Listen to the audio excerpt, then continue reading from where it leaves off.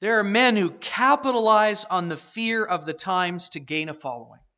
There will always be men like that.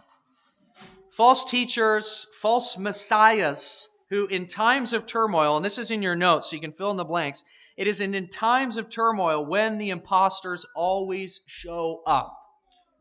Okay? Times of turmoil, always. They rear their heads, amass a following, take advantage of the frenzy and the fear to sell their product and create a following. Sometimes our church, I examine our emails, and we'll get emails. They're infrequent, but they do come. Emails about this, proclaimed prophet of God who's coming to the city of Calgary.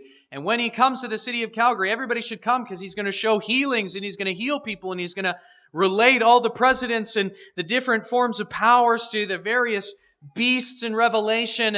And the time is nigh, and so give your money and come and follow this prophet and you'll be safe. I think I even recounted notable names in the United States that are embezzled in scandal, over $50 million of human trafficking and the like, because they did this exact same thing. They peddled a fake security to a people that were scared by the times. And we have many of those today. We get the emails about it, and I obviously delete those, and you look at their doctrine, it's even scarier than what they're saying. But charlatans come to prey on God's people in times like this, when there are things in the world that seem scary. Okay? They offer from a position of authority a kind of cheap and mystic protection and having it all figured out. Because that's what we want. Right? We're intrigued. Maybe we're interested. We're curious. We're scared. We want to know, I see how it all's coming together. Look at this chart. It's all there.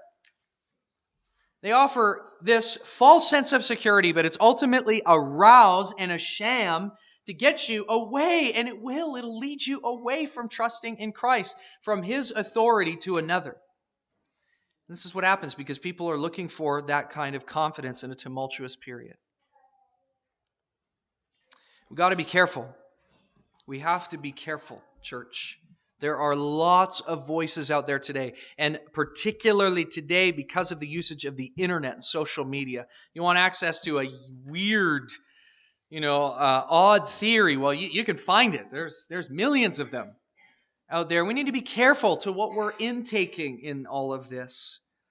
And you probably remember, even as I do, looking back through COVID, we all many of us learned our lesson from the mainstream media that was sort of filtering more and more propaganda about the entire event using fear, right, to control the masses. And so what we did, I think appropriately, was create our own avenues of conservative thought and free and independent media and press that we could go to and we could get a better opinion from. This is good.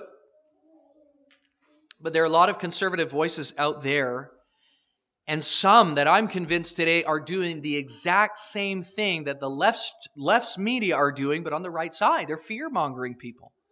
They're taking advantage of the LGBTQ agenda and digital ID, and these are real things that are being talked about, but they're stirring people up into a frenzy with a bunch of speculation. I don't want to name one name. Candace Owens. Candace Owens, one of those conservative voices, has become, I believe, just that today. Someone who used to offer conservative political commentary that would be useful, but has recently jumped off the edge of conspiracy, speculation, weird spiritual theories about all sorts of political events. If not, just her crusty attitude about all these things should be somewhat of a put-off for Christians.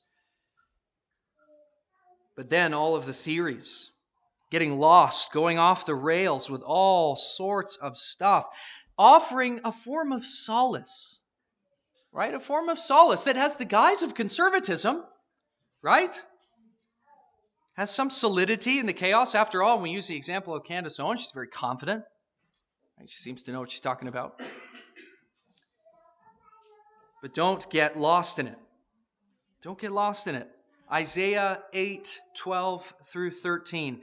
Do not call conspiracy all that this people calls conspiracy, and do not fear what they fear, nor be in dread. But the Lord of hosts, Him you shall honor as holy. Let Him be your fear. Let Him be your dread. You want to have a right fear? Fear God. Fear the Lord, not the times. Don't